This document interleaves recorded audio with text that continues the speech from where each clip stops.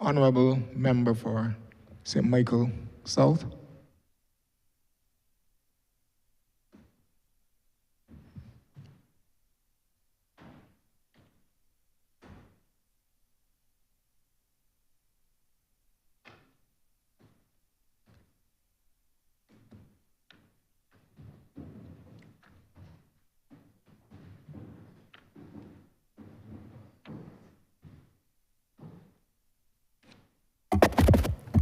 Mr. Chairman, I beg permission for my staff from the Ministry of People Empowerment to join me in the vow. Permission granted, Honourable Minister.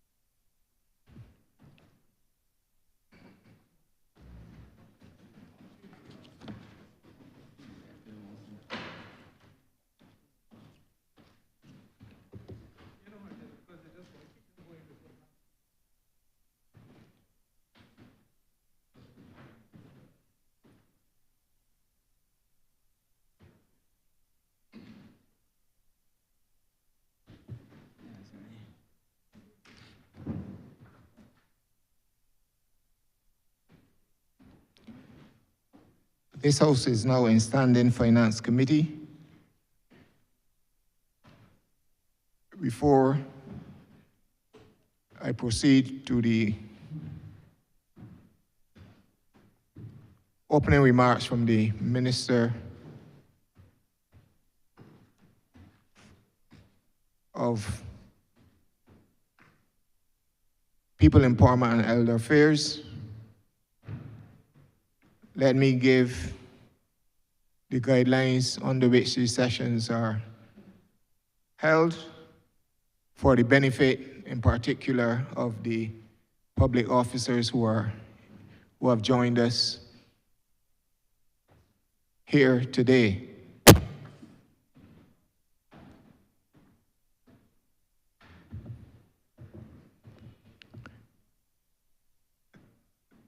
The Minister is allowed to give his opening remarks momentarily for 10 minutes.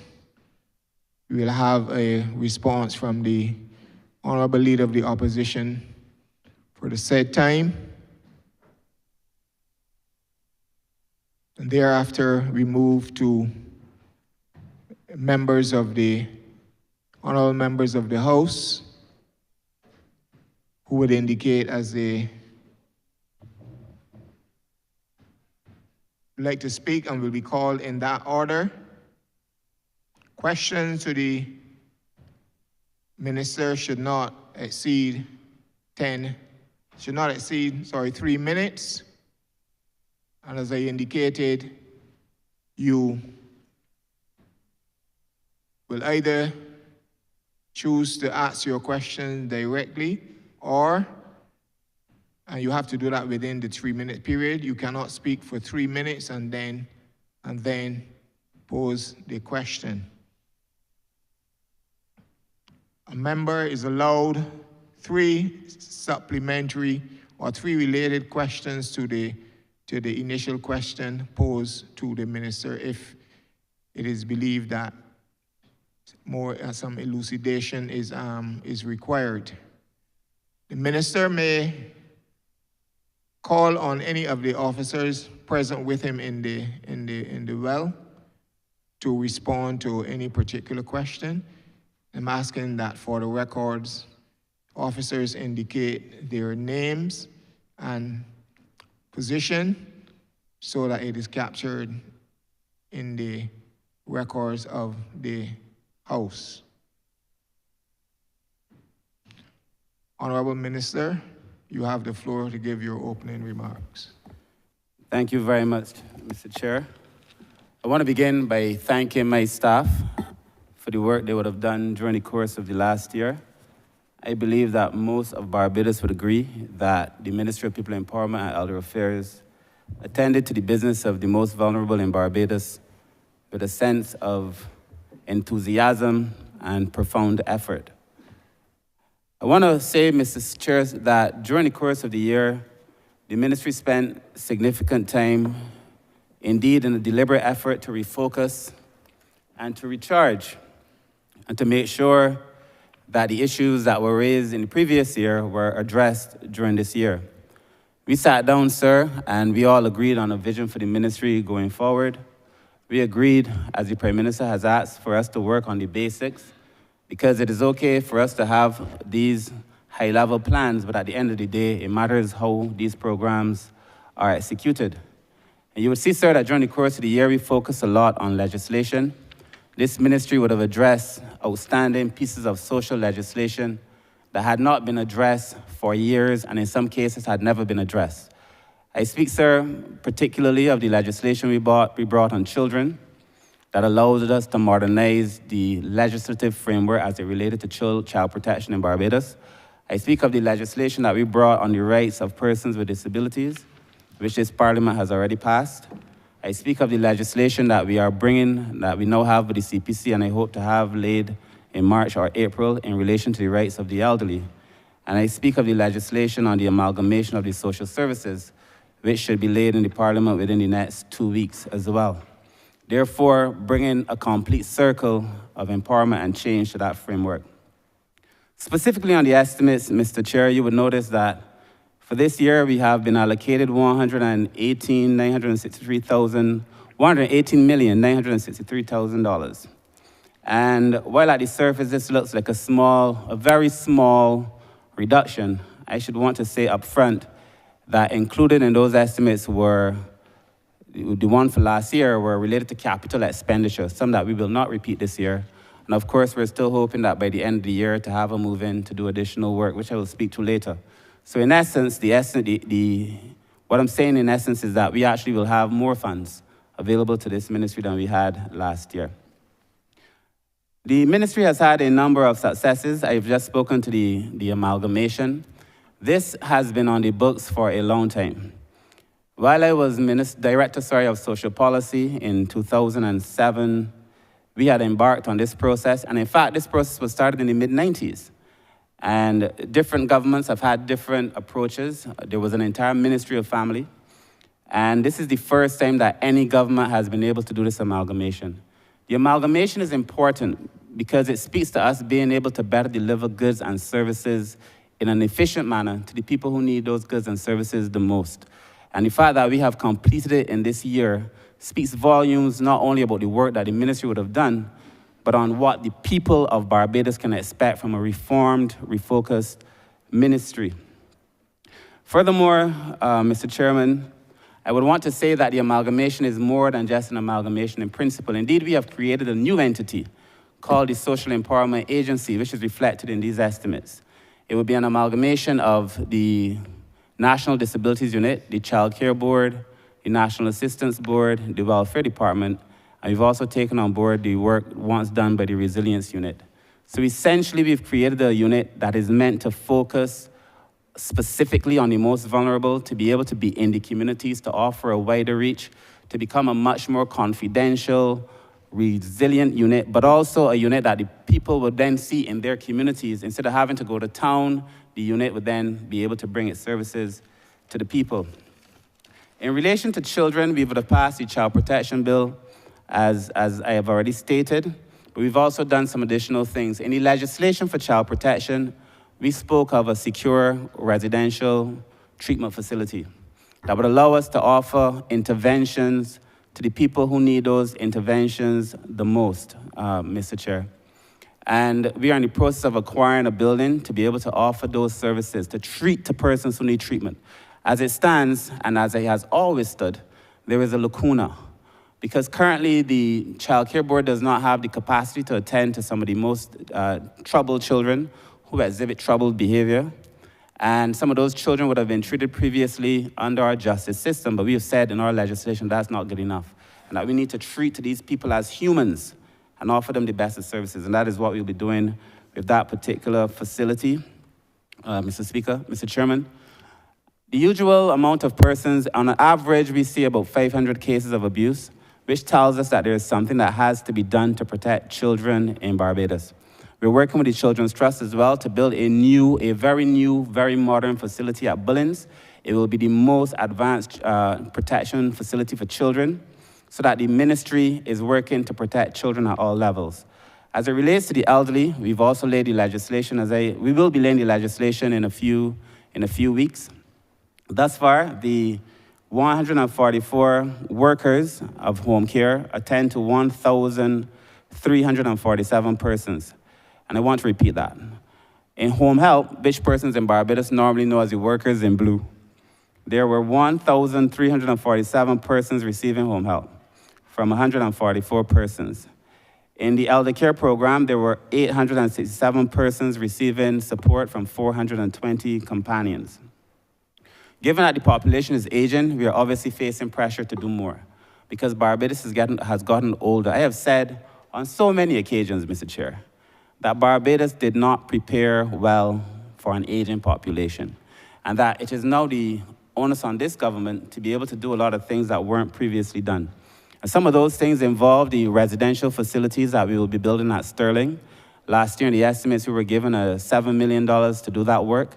We started doing some of the work at Sterling to build out the residential facility. We anticipate that by the end of this year, we're going to have at least 30 residences for elderly persons. We anticipate that we're also going to build out some facilities for persons with disabilities as well.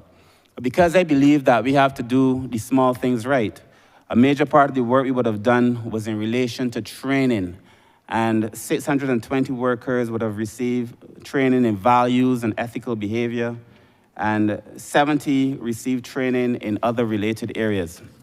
Mr. Chairman, it is my view that if we do these things and we treat to people, because there is no sense us pretending that people haven't said what they've said in relation to how they feel they're treated when they engage social services. So we've been doing a lot of work to make sure that the public has a better experience when they come into contact with the social services sector. In relation to disabilities, Mr. Chair, we would have passed the legislation. We would have also worked very closely with the NISSS to add 4 new categories: autism, cerebral palsy, multiple sclerosis, and Down syndrome, that would allow persons who traditionally in Barbados were not benefiting from that support are now receiving a non-contributory pension and support. And it meant that 653 persons who would not have benefited before are now benefiting from the government of Barbados' support to allow persons with disabilities to have a decent standard of living. And we intend to do more in that regard as well. We've also been working to make sure that there are more jobs for persons with disabilities. The ministry itself has hired about 8 persons over the course of the last year and a half, and this will continue as well. In relation to the welfare department, there are 5,678 persons who received support during the course of the year, and these were grants totaling just over $20 million, Mr. Speaker, Mr. Chair. This is a slight increase over what we would have done last year. And the truth is, the numbers at the welfare department are pretty much steady. We saw a boom during COVID and immediately post-COVID, but there's been a petering out of the number of persons who are coming for support. But there's some very basic things that we have to be able to do. And you will see when we get to the One Family, in fact, in the One Family, where we have determined that we want to help the 1,000 most vulnerable families. Mr. Chairman, this program is so important because it allows us to really delve into the issues that cause poverty, the ones that create them, and the ones that show how they're manifested. And this program allows us to go very, very deep in relation to how we're able to engage persons. And of the almost 1,000 persons that we are engaging now, we will be satisfied to say that we have enrolled 407 persons in training. We have had 130 participated in CXC classes, because we believe, yesterday there was a conversation around the difference between social assistance and empowerment. And while I think light was made of that, there is a big difference. And the Honourable Minister responsible for crime in the previous ministry was a minister in this ministry. The truth is, for social assistance, we're normally talking about persons who receive benefit, either monetary or in kind. When we speak of empowerment, predominantly we're speaking of counseling, we're speaking of training, we're speaking of those things that allow people being able to start a business, allow a person without direct monetary benefit to be able to feel empowered. So while, as I said, we made light of it, the truth is there is a significant difference between social assistance and social empowerment. Mr. Chairman, sir, as I get to the end, we would have also done some work in relation to the resilience unit, which is now going to be housed in the Social Empowerment Agency. And for the first time, Barbadians must know that when there's been a fire, I doubt there's any person who's experienced, regrettably, a fire or a shock in the last year that did not benefit from social support from the resilience unit, to the extent that persons who have a fire could anticipate within a few hours an officer is going to be on the ground, they were going to get a basic package, they're going to be housed almost immediately while we find long-term conditions. And the reason for that is simple. We believe that if people are experiencing a shock, that they should be able to benefit and to have at least the support to minimize that shock. We will also have a conversation, I believe, during these estimates on the new HIV and well-being unit that we created, as well as the work that we are doing in gender. So as I close, Mr. Chairman, sir, I again want to thank the team in the ministry. I want to thank my staff, all of them. I want to thank the public for the support that we would have received. I want to thank, I always do it, but I feel like I must thank the CPC's office, because we've turned out the most legislation that any social ministry has ever turned out in the history of Barbados, and I want to thank the CPC for that. And with those few words, Mr. Chair, I beg that Head 35 stand part.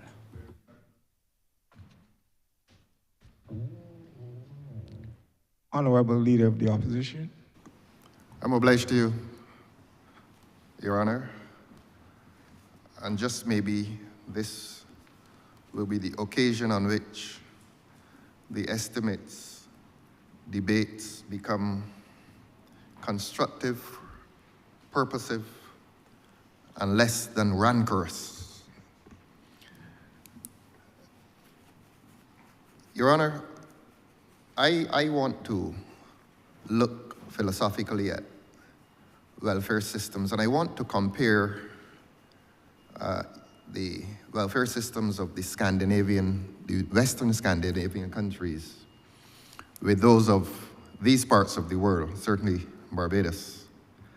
And there'll be no surprise that the welfare department in these estimates would be allocated, I think, the largest sum of money. We tend to see this ministry and the work of this ministry essentially as a welfare ministry, and there's a reason for that. That is related to the history of this country. Now, I made comparison with the Scandinavians because one may, in doing an assessment of those countries, consider that their welfare systems tend to be permanently built into systems of social development. You have a country, for example, like, let's say Norway, that has great oil wealth, and they look after a human being from the age of 1 day to the age of death. And as I've said, they build into their systems this pursuit or purpose of protecting the members of the society. And often it has less to do with poverty and more to do with protecting an entire society. Now, in Barbados, because of our peculiar history, a history of the haves and the have-nots. The government and the state, agencies of state, have always felt an obligation to establish systems of welfare, not so much for the larger protection of the society, but for the protection of the poor, so that you have two systems which you may compare, which are conceptually and philosophically different. Now, in this part of the world, we tend to see welfare as poverty alleviation. As I've said, in those countries, it is protective of an entire society. So that tends to be one of the fundamental differences between these welfare systems. And the state takes on the responsibility, and it would not be fair for me to mention the state only, but you have charitable and philanthropic groups, and I will not leave out the church. The church also tends to be an agency in the pursuit of poverty alleviation. Now, how does the state do this? The state, as we all know, collects taxes. And when the state or the government tells you that an economy is buoyant, they will, as a result of that buoyancy in the economy, they will be able to collect more taxes, and they will be better able to protect the poor and to alleviate the condition of poverty. And so when the Central Bank of Barbados and when the government of Barbados says that the economy is doing well, the poor naturally expect that they will do better, certainly if not in terms of receiving jobs, certainly in terms of that protection and that alleviation of their condition, their human condition of impoverishment. And so, as I said, if the government says that the economy is doing well, we expect that welfare systems will also improve the distribution of the state's resources. So the question is the economy doing well? And if it is doing well, one expects that the allocation in these estimates to the welfare department would increase, because just yesterday, and I'm going to give live examples, just yesterday there was a job fair at a certain company. I'm not going to name the company. I don't call the names of private individuals in here, whether corporate or human. But I understand a large number of persons turned up. And if one has any compassion and empathy, and ministers, politicians are not politicians unless they understand compassion and empathy. I don't like to say love because people get very sensitive when you speak of love. But there has been a situation just yesterday in this country when there was a manifestation of the poverty that has visited the lives of people in this country.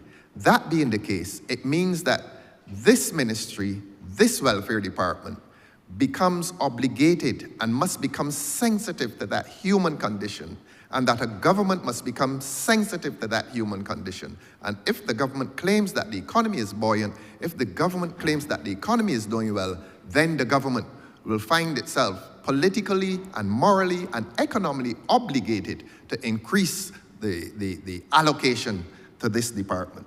So that is a question not so much for this minister. Of course, he'll be due some questions, but it will become a question for the government. Are you able as a government to offer that protection to those who are most vulnerable? And as I've said, this Parliament has the opportunity from this debate to approach a debate, as I've said, that is constructive, purposive, and less than rancorous. The public of this country, whether rich or poor, are entitled to hear this Parliament with some maturity approach that discourse. Because unless we are able to protect those who are poor, we will not be able to protect an entire society. Your Honor, I therefore ask at this point that this Parliament finds itself able, if not to reach consensus, to consider that this is one of the more important debates, because hunger is not partisan. Homelessness is not partisan.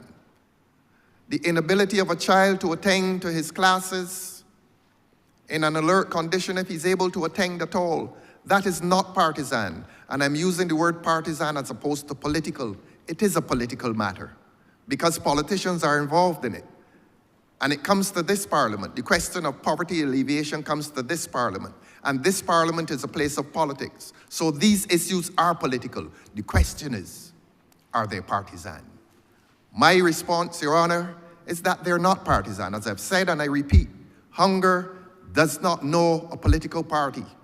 Homelessness does not know a political party. Joblessness does not know a political party. These human conditions are not subject to any partisan divide. And you'll find that there are a lot of people who receive this assistance. And if you join that assistance with partisan discourse, they're not interested. So let us meet that public, let us meet that vulnerability, let us meet that need with a debate, a discourse, a discussion that is constructive, purposive, and less or lacking in rancor. That is the undertaking from this side, sir. I believe I can get that undertaking, that similar undertaking from the other side as we attempt to solve the problem, the scourge, the national scourge of poverty that has been with this country for a long, long time. And unlike the Scandinavian countries, we may not have the national wealth to build permanent systems for social development, and that we are still on the path of poverty alleviation. If we must be on that path of poverty alleviation, let us approach it with sound philosophies and let us approach it with wisdom. Your Honor, I'm obliged to you.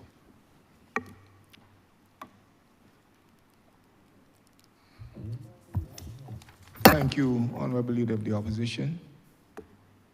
Honourable Minister. Thank you. Thank you. Thank you, Chair. I would want to agree with the Leader of the Opposition that there should be no political divide on these matters. And in fact, thus far... Partisan divide on these matters. And thus far, we've had none. But I also feel the need to shed some light on a few things. The ministry has not just focused on offering basic social support. In fact, the new agency in the ministry is called the Social Empowerment Agency, with an entire focus to move people from a case of dependency to a place where they can actually be so empowered as to give back. We've changed the focus of the ministry. Traditionally, the welfare model has been a model whereby persons go looking for particular things and that particular need is treated. In the ministry, we've had a view that empowerment and transformation must be the bottom line. Specifically on the Nordic model that was mentioned, the Scandinavian model, the truth is that in recent times, even the Scandinavian model is under pressure. And there is a significant difference between the Scandinavian model and our model for certain reasons which I will explain. In the Scandinavian model, the system is built on heavy taxes. The persons within that arrangement anticipate that they will pay extremely high taxes and that they should get some level of support. Within recent times, there's been complaints that the inequality is actually widening in those societies. The other assumption was, in relation to that model, was that the persons would have a significant amount of trust in the state that would allow the state to engage in certain practices that other states do not have the luxury to engage in. For example, there was a view that in the Scandinavian model, you could have what they refer to as creative destruction. Creative destruction meant that if you had a model that was not working, if you had an industry that was not working, the state would almost be free to dismantle it, to build new models, because the persons trusted the state so much. Many times persons would fall between the cracks even within those models. Barbados does not have that history. We do not dismantle in such a way as to expose people. So you have to understand that there's certain differences between the two models. At the end of the day, poverty alleviation is going to be part of any ministry responsible for social care. But it's not the be-all, end-all to it. Like the Honourable Member, most of the members on our side have concerned themselves with poverty. Personally, before I end, I've lived it, Mr. Chairman. I have studied it because I lived it. I taught it at the university for 10 years. I've practiced it here in Barbados and as part of the Canadian government. So this is nothing that I have stumbled upon. And I believe that the staff that is sitting before you have the experience, the wherewithal, the education to be able to offer a very sound perspective on where it is that we must go. These estimates reflect a new thinking. The Social Empowerment Agency is a new thinking. The legitimacy of our efforts is manifested in the legislation that we brought, the administrative arrangements that we have changed as well, and a new policy framework. So I anticipate that there are going to be significant benefits to the people. And I will close by saying this as I began by saying it. At the end of the day, the PM has been very, very clear in her thinking. And we also agree that we have to get back to basics. How are people treated when they come? How do we make people feel when they leave? And if we can do those things right, as we have been trying to do, then I believe Barbados will begin a serious transformation. And then lastly, I've always, and perhaps this is a question for the opposition leader to reflect upon, I've always found it interesting that there's a belief that as a state does better, there should be more welfare. And there could be a philosophical opposition to that, because if a state is doing better, in many cases, you need less welfare because it is believed that people should have jobs and people will be able to work and people are trained. So it may not necessarily happen in the first year or the second year, but eventually. And so I do not want there to be this linear kind of association between a country's capacity to perform well and the amount of welfare, because there are some instances where it's going to be true, and there are many instances where it's not going to be true.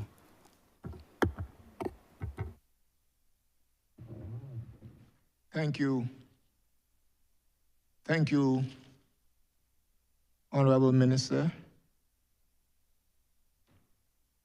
I just want to begin by posing this question to you. I heard you speak with respect to the One Family program. And I believe, while it is a good program, I don't think that a lot is known about it by Barbadians generally in terms of how you become a part of that program and what is basically, in essence, the criteria. How are you enrolled in such a program? I will let you to you and your team or member of your team to shed some light on that. Mr. Chair, will ask the head of that department, Ms. Nicole Daniel, to respond and perhaps just give you a general overview about the program, what it was intended to do, and then at the end, if necessary, I will add my thoughts. Hi, good afternoon. Nicole Daniel, Social Development Project Manager for the One Family Program. And now, as we may be aware, the One Family Program seeks to empower the lives of 1,000 of the most vulnerable persons across Barbados. And as we seek to empower these lives through a more holistic and targeted intervention, we do definitely need the support of many of the churches, many NGOs, charitable organizations, etc. We have recognized that in partnership with many of these institutions and working together to help these families, that we definitely need a more targeted approach to make sure that everyone is aware of what the program entails, the criteria in terms of how persons can get on board. Currently, we have 80 persons on board sponsoring 80 of the families within the program. But a more detailed and a more targeted strategy is on the way, where we're trying to ensure that, as I said, more persons are aware what the program entails, how they can benefit, what are the things that the impact that the program will have on the families. So this is something that we are currently working on, and we will try our best to make every Barbadian aware of the details and the impact that the program has to offer. Okay, so for each of the pillars, because it is a holistic approach, we are dealing with several areas where we have 7 key pillars. So we are interested in areas such as personal identification. We are looking at areas of education and human resource development. We are looking at health promotion, employment, family dynamics, housing, and income and social security. So from these areas and these pillars, if we have persons who are willing to sponsor families, we would provide them with the necessary profiles about the particular family. If you have persons who are retired, nurses who are also retired who want to give back to the program. So we're looking for persons in terms of mentorship, in terms of coaching or financial donations in order to assist these families within the program.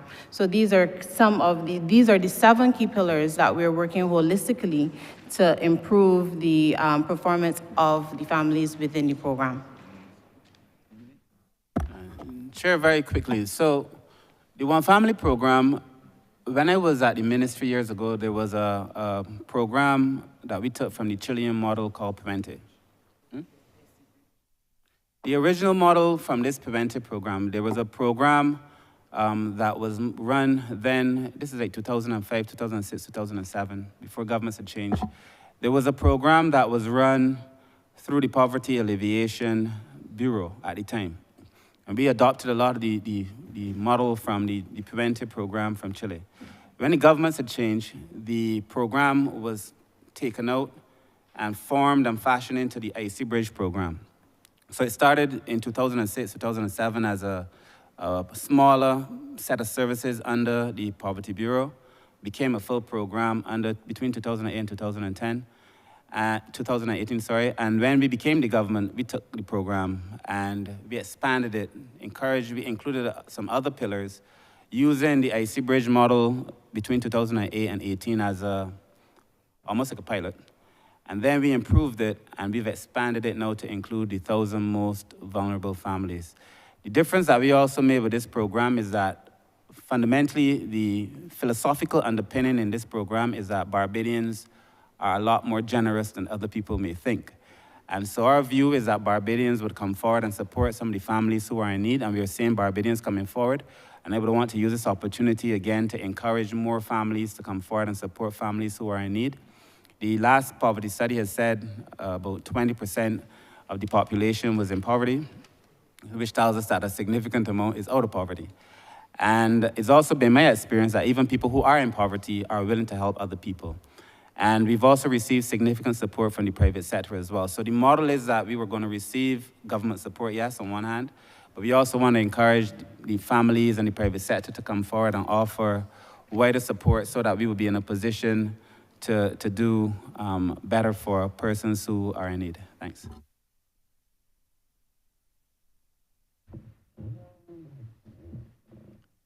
Thank you. Minister, just a follow-up question in relation to this program. Is there a time when you actually, what I would say, graduate from this, from the program in itself? How do you determine if you're going to, if some person continuously needs the help or if they can venture out now on their own? Yes, the program is for 2 years. And what we will see is that we will recognize some persons moving. We can even measure the progress against the eligibility score sheet from where they would have started to see some measure of movement along the course. Now, everyone may not, our goal really is to see all the 1,000 families actually graduate from the program, but every family is different. The mindset change that we have to work with. Yes, we can take a horse to the water, but you can't necessarily make them drink. But what the program offers is a creative way of trying to add maybe some flavor to the water, trying to get persons more interested in changing and believing in themselves and being able to invest in themselves so that they can actually do better and become more self-sufficient.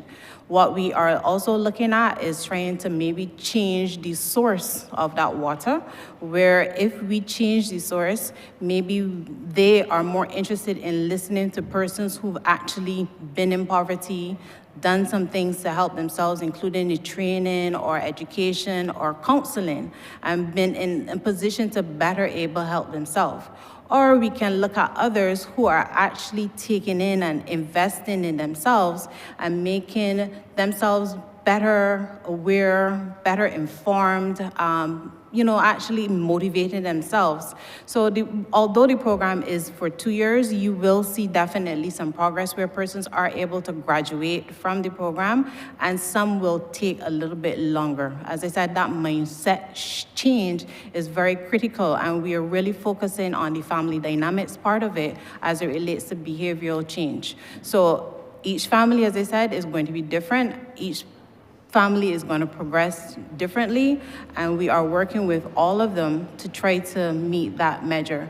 From this standpoint right now, I can say that there has been some families that have made some significant progress, and others that are, trying to catch up. But as I said, we are finding creative ways and means to help these families to move out of poverty.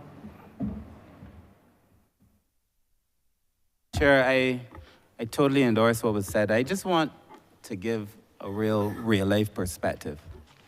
When the One Family program started, there were, and the director would be much more informed than I, but there were persons who came forward. We say you have to register, bring an ID card. And a significant number of persons did not have ID cards. Or the idea of having a TAMIS did not register with many of them.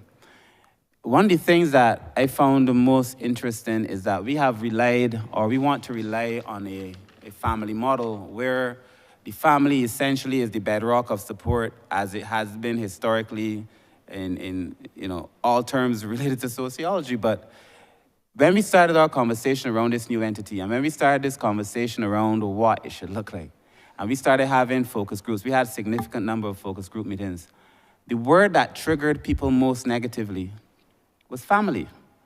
Persons felt that the idea of family did not appeal to them. Many felt that families had violated them, violated their trust, did not offer that level of support. And so there's an underbelly of Barbadians. And this, again, has nothing to do with politics, because these are people of various age ranges, various geographical dispersions, persons of various political persuasion. But they've all felt that, in many cases, the family was not the level of support that both Marx and consensus theory would tell you that family would be. And so we had to rethink what it is that we can do to offer better support. So when the director speaks of offering counseling and family dynamics, a lot of what was existing in households was that families were not getting along. You could look at the combined income of many persons in households who are experiencing poverty, and the combined income of that household is above the income that should make a person experience poverty. But what do you have in that household? You have one house, 3 televisions in every room, or in each room. You can't turn on somebody's TV. You have 4 fridges. You can't touch the person's fridge. So you had a lot of families who, for whatever reason, are going through these dynamics that are not healthy in relation to being able to escape poverty, stay out of poverty, and to progress. And that is why a major component of the One Family is in relation to counseling, it is in relation to resolving those family conflicts, it is in relation to just having positive attitudes towards people. And then the other thing that we saw is that very small issues flare up and become very major issues. And so we had to deal with a lot of that. So they're very basic things. And if this conversation is to be fruitful, we also have to understand that we really do have to get back to basics. And so there are a number of things that are preventing people from being able to escape poverty that would never find themselves being measured as part of the larger poverty conversation. But this ministry has engaged itself in those things. Thank you, Honourable Member for Christchurch West. Thank you very much, Mr. Chair, and thank you for an opportunity to enter into the estimates for the first time.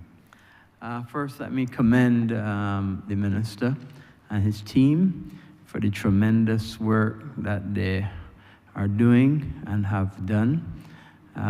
We always see and saw, certainly when we had the Hurricane Elsa, and tremendous work that the ministry did in housing people in a short space of time was excellent. And I believe they still have a few people that they're still taking care of. And then also when we have fires and dealing with fires as well, and emergency housing, again, tremendous work that the ministry does with their rapid response. Just a few months ago, I had to respond to a house fire, incidentally not even in my constituency, but a neighboring constituency. And they were able to assist, especially DPS, who happened to be at a location, who got the housing for the people at the same location that he was at. So I was very grateful, because when you're faced with somebody looking in your face with no place to sleep that night, all of their possessions destroyed, it's a very emotional and harrowing thing. And all of us in this chamber may have felt it at one point in time. And with that, I wanted to ask the Minister the first question, and it has to do with Sterling. When I was Minister of Housing, the facility at Sterling that housed, I believe, the adolescents at the time closed for want of needing repairs. And it's a large site, about 7 acres, I believe. And I'm asking, in these estimates or anywhere, what plans do you have for the facility at Sterling? If you could share those plans with us. Thank you, Honourable Member. No, Sterling is a site that has very special meaning to me. When I was manager of administration at the Child Care Board, Sterling was actually one of the bigger children's homes. And I'd always felt that Sterling had enough lands to be able to do a number of things. We could have done some agriculture there at Sterling. We could have built a training center at Sterling. Regrettably, Sterling fell into ruin and has pretty much not been used. There were 3 cottages that were built by, originally, Optimus built them originally, 3 cottages, and donated to the Child Care Board when Minister Lashley was the minister at the time. And those properties also needed constant repair, and then housing was able, thankfully, to repair those cottages for the ministry. But I've always felt that we should be able to do more at Sterling. And Sterling was then returned to the ministry from the Child Care Board, returned to the ministry proper. So the ministry proper has responsibility for Sterling. When we determined that part of the government's response to the aging population was that we would need to build residences to allow us to accommodate the aging population, who in many cases need residence. And we also looked at daycare. But when we considered that we needed to build out a facility, and the Prime Minister and the Ministry of Finance had made available to us in last year's estimates $7 million to the National Assistance Board to be able to do so for the first time, then we felt Sterling would be a natural place to do it. I have a love for the building, I must confess. And we then determined that we would build in the initial instance about 30 residences, single and duplex cottages. Very nicely done. We have drawings very nicely done to accommodate the elderly persons. and that we would want to have a model where we work with BARP and we work with Seroptimus to be able to run those residences. Seroptimus currently has a facility that they run, so they have that level of expertise. And I don't think anybody in Barbados questions BARP's legitimacy anymore. And BARP has done a fantastic job and has been a great partner for the ministry. So between the three of us, we were looking at what could we build out at Sterling. And so we've done some drawings in the first instance to begin that transformation. This is going to be the first time that you will see housing at that level designed specifically for the elderly. We're supporting facilities. So we're going to have infrastructure for dementia. On the one hand, we're going to have parks designed specifically to cater to persons who are in need of that level of support. The other thing is, because as you said, it's about 7 acres. And even with our drawings, we still had room for a lot of other things to be done. And we are anticipating, before the end of these estimates, hopefully, but surely in the near future, to have the resources to build residences for persons with disabilities too. One of the things that I think is a real tragedy in Barbados, and it is almost painful, if not shameful, that it has gone unnoticed for so long, is that adults with disabilities, especially severe disabilities, have nowhere to go. When a person has a disability, as a child, they can stay with the child care board. But when you're 18 years old, you're not really supposed to be at the child care board, but there's no facility for them. And at the child care board now, you would find persons who are in their 30s, some older adults, in a facility that's designed for children. I do not have to tell you how uncomfortable it would make any right-thinking person to have a facility designed for children, loaded with children and adults in that same space, even if the person has a disability. So we're going to build out some residences for persons with disabilities at Sterling to begin to fill that specific hole. And then lastly, we're also thinking that a daycare center for children would also be appropriate there as well. We have the space. And what that does is that allows us to have a system of intergenerational exchange previously unheard of, but that all of the literature tells us is where we should be going. So you have an older facility and a child facility, and the older people get to work with the children, and children learn about the elderly. And then you have a facility for persons with disabilities as well. And so children get to see persons with disabilities, and then they learn a sense of empathy. And currently there is no daycare facility in St. Philip. So it fills that void. And it allows us then to offer a more holistic social package. And we want to do it, as I said, with BARP and with Seroptimus, because in so doing, the estimates will show, I genuinely believe again that there is a legitimacy that the NGO sector will always have, that the government will never have, no matter how good a government you are. And to work with the persons who've proven themselves in that space, and Seroptimus and BARP have done so. So that is the plans currently as they stand for Sterling.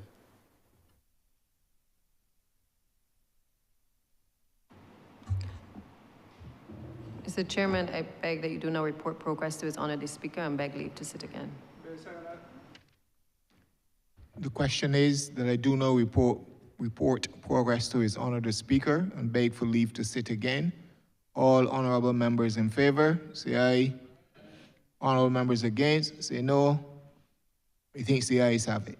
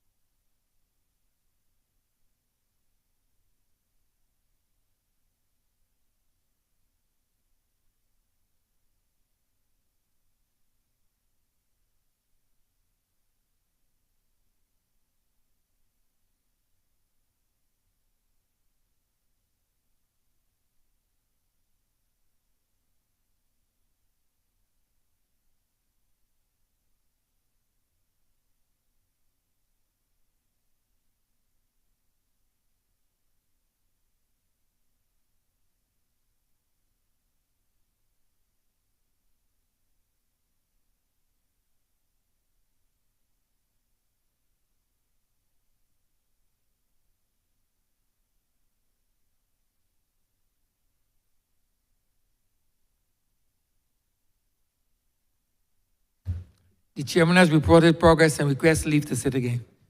Honourable Leader of Government Business. Thank you, Mr. Speaker. I beg to move the suspension of the House until 2:45 p.m. The question that this honourable chairman be suspended until 2:45 p.m. All those honourable members in favour, please say aye. Those against, please say no. Me think the ayes have it.